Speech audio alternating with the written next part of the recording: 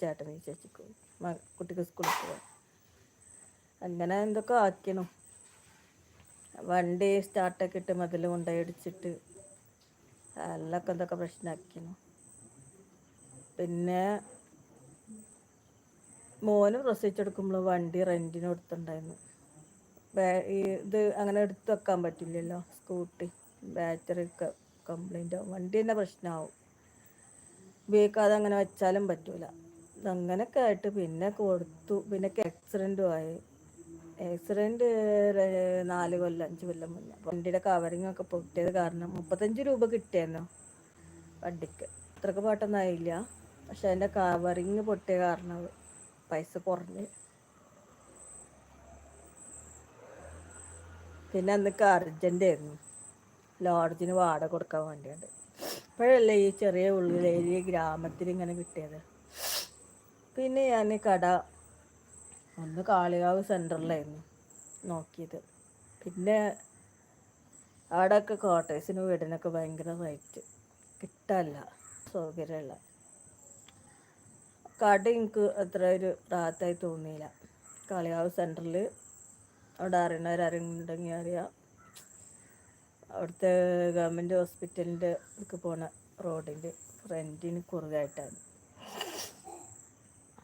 പിന്നെ മേലാറ്റൂർ, അത് വലിയ കടയായി.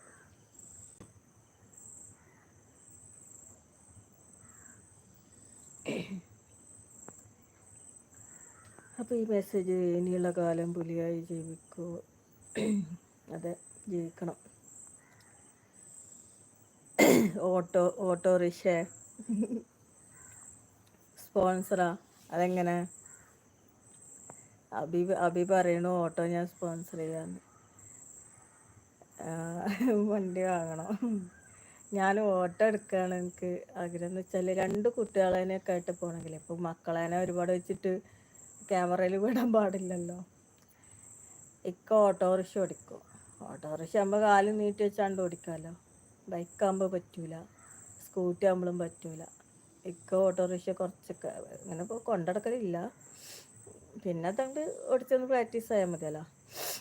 അപ്പോൾ ഓട്ടോ എടുക്കാമെന്നൊക്കെ ഒരു മനസ്സിൽ. മുമ്പേ നമുക്ക് കടയൊക്കെയുള്ള സാധനങ്ങളും കൊണ്ടുവരാം, ഫാമിലി ആയിട്ട് ഉമ്മാനൊക്കെ ആയിട്ടും ഡോക്ടർക്ക് പോകാനും മഴ ആയാലും പോവാലോ. ഹായ് ലത്തീഫ് വന്നല്ലോ. ഹലോ സുഹറ, അസ്സലാമലൈക്കും. എന്തായി കുട്ടികൾ ഉറങ്ങിയോ? വൈകുന്നേരത്തെ വിശേഷം എന്തൊക്കെയുണ്ട് പറയാം. എൻ്റെ മോനൂസ് കടയിൽ കിടന്ന് നല്ലൊരു ഉറക്കം ഉറങ്ങി. ഇതാപ്പം ഞാൻ വീട്ടിലെത്തി. ഞാൻ കടയിൽ നിന്നാണ് ലൈവ് ഇട്ടത്. പിന്നെ ആ ലൈവായിട്ട് ഇങ്ങോട്ട് കൊണ്ടുവന്നു വീട്ടിലേക്ക്. കടയിൽ നിന്നുള്ള ലൈവ് ഞാൻ വീട്ടിൽ കൊണ്ടുവന്നു കേട്ടോ, കട്ട് ചെയ്തില്ല. ഇന്ന് നേരത്തെ ലൈവിലൊന്ന് നേരത്തെ കിടന്നുറങ്ങാം, എല്ലാവരും ഉറങ്ങണതിൻ്റെ മുന്നേ ലൈവ് ഇടാൻ വെച്ചു. നിൻ്റെ മനോധൈര്യം കാരണമാണ് നിനക്ക് ഇത്രയും പിടിച്ചു നിൽക്കാൻ കഴിഞ്ഞത്. അത് ശരിയാ. ഏകദേശം എൻ്റെ വീഡിയോസൊക്കെ പോയി കണ്ടിട്ടുണ്ടാവില്ലേ, അല്ലാണ്ട് അങ്ങനെ ഒരു കമൻറ്റ് വരില്ല. ആതിര ബിനീഷ്, എനിക്ക് നമ്പർ തരുമോ? നമ്പർ എങ്ങനെ തരുമെന്ന് വെച്ചാൽ,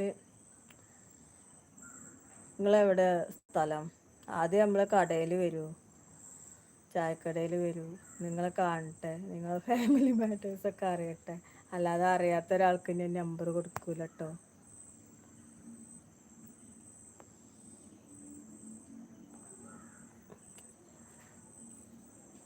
അറിയാത്ത ഒരാൾക്ക് ഞാൻ നമ്പർ കൊടുക്കൂല. പിന്നെ ആതിരയാണോ ബിനീഷാണോ, നിങ്ങളെവിടെ വീട്? നല്ല കാര്യത്തിനാണെങ്കിൽ ഓക്കെ.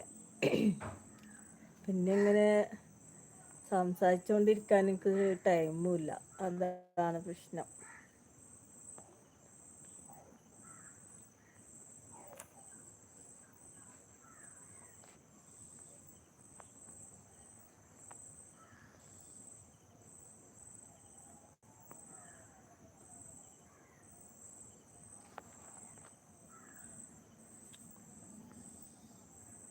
ലത്തീഫ്, എന്നാ സുഹറ നീ കരയുന്നു?